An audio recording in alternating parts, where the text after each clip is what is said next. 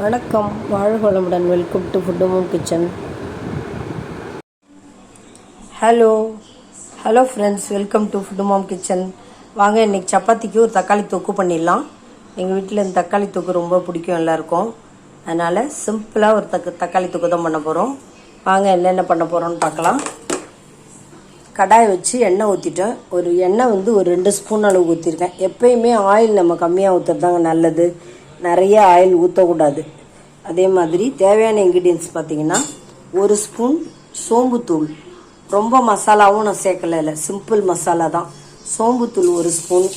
அடுத்து பார்த்திங்கன்னா இஞ்சி பூண்டு துருவி வச்சுருக்கோம், அரைச்சி வைக்காமல் இஞ்சி பூண்டு துருவி வச்சுருக்கேன். அதையும் 1 ஸ்பூன் போட்டாச்சு. எல்லாம் வதக்கிட்டு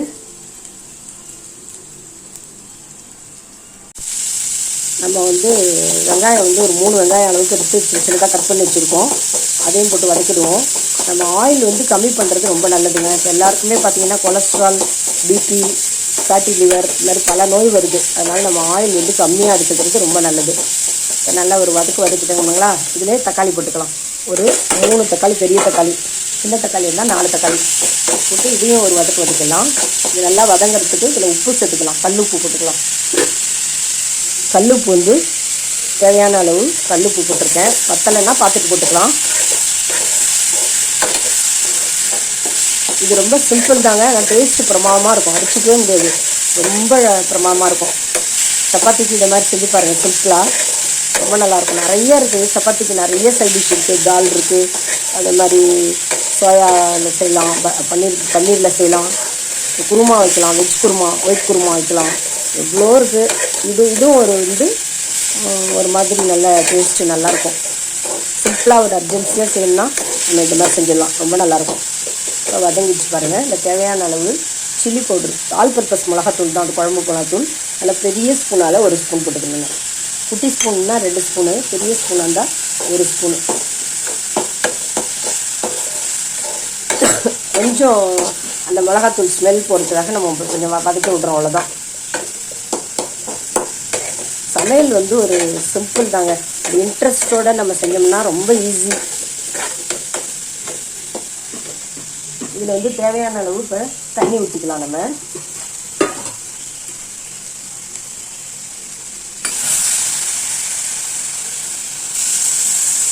இல்லைங்களா, வெங்காயமும் தக்காளியும் வேகணும். அதுக்காக கொஞ்சம் தண்ணி ஒரு 2 டம்ளர் அளவுக்கு நம்ம தண்ணி ஊற்றிக்கலாம். நல்லா கொதித்து நல்லா வெந்து மேஷ் ஆகட்டுங்க. இன்னும் கூட மேஷ் ஆகணுன்னா நீங்கள் அந்த மேஷர் வச்சு கூட ப்ரெஸ் பண்ணிக்கலாம். எங்கள் வீட்டில் எல்லாேருக்கும் இந்த தக்காளியும் வெங்காயமும் அப்படியே எடுத்து ரோல் பண்ணி சாப்பிடும்போது ரொம்ப பிடிக்கும். அதனால் நான் இப்படி பண்ணியிருக்கேன். நீங்கள் கொஞ்சம் மேஷர் வச்சு மேஷ் பண்ணிக்கிட்டால் கூட மேஷ் ஆகிடும்.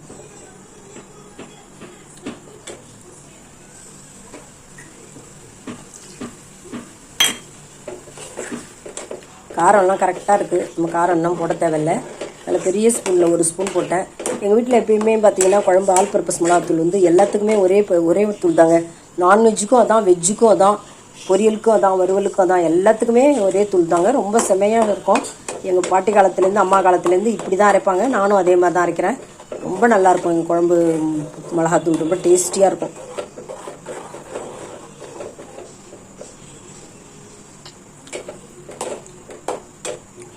உப்பு இன்னும் கொஞ்சம் போட்டுக்கலாம். உப்பு கொஞ்சம் பத்தலை, டேஸ்ட்டு பார்த்தேன், கொஞ்சம் உப்பு பத்தலை, கொஞ்சம் உப்பு போட்டுக்கலாம்.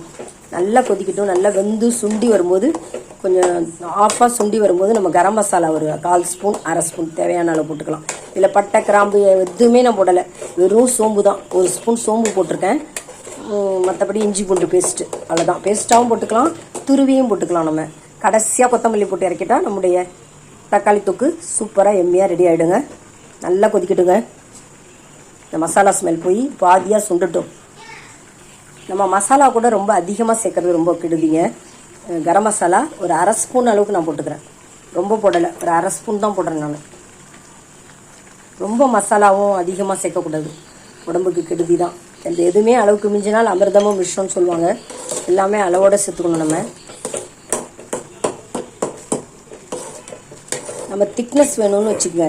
ஒன்று தேங்காய் ஒரு ரெண்டு பத்த அளவுக்கு அரைச்சி ஊற்றலாம். அப்படி இல்லையா, கார்ன்ஃப்ளவர் 1 ஸ்பூன் கலக்கி ஊற்றலாம். இல்லை ஒரு உருளைக்கிழங்கு கூட உளுத்து விடலாம். அப்புறம் அரிசி மாவு ஒரு ஸ்பூன் கரைச்சி போடலாம், கடலை மாவு ஒரு ஸ்பூன் கரைச்சி போடலாம். இதில் எந்த ஆப்ஷன் வேணாலும் நம்ம எடுத்துக்கலாங்க.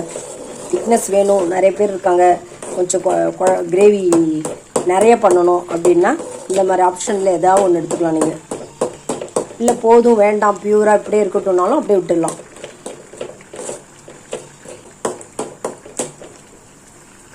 நல்லா தள்ளன்னு கொதிக்குது பார்த்தீங்களா?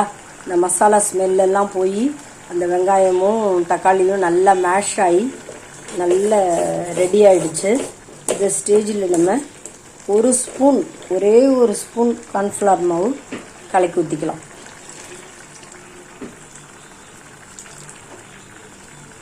ஒரே ஒரு ஸ்பூன் தான் கலக்கிட்டோம். இப்போ நமக்கு கிரேவி நல்லா நிறையா வந்துடும், திக்னஸ்ஸாகவும் இருக்கும். எல்லாம் மிங்கிள் ஆகி அந்த வெங்காயமும் அந்த தக்காளியும் இதிலே மிங்கிள் ஆகி சூப்பராக எண்ணெயாக இருக்குங்க. மேலே கொத்தமல்லி தூவி இறக்கிட்டா நம்முடைய தக்காளி கிரேவி சப்பாத்திக்கு எம்மியாக ரெடி ஆகிடுச்சு. எவ்வளோ குயிக்காக ஆகிடுச்சு பார்த்தீங்களா?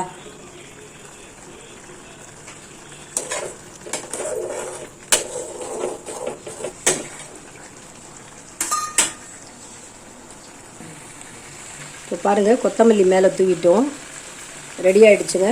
ட்ரான்ஸ்ஃபர் பண்ணிடலாம் நம்ம.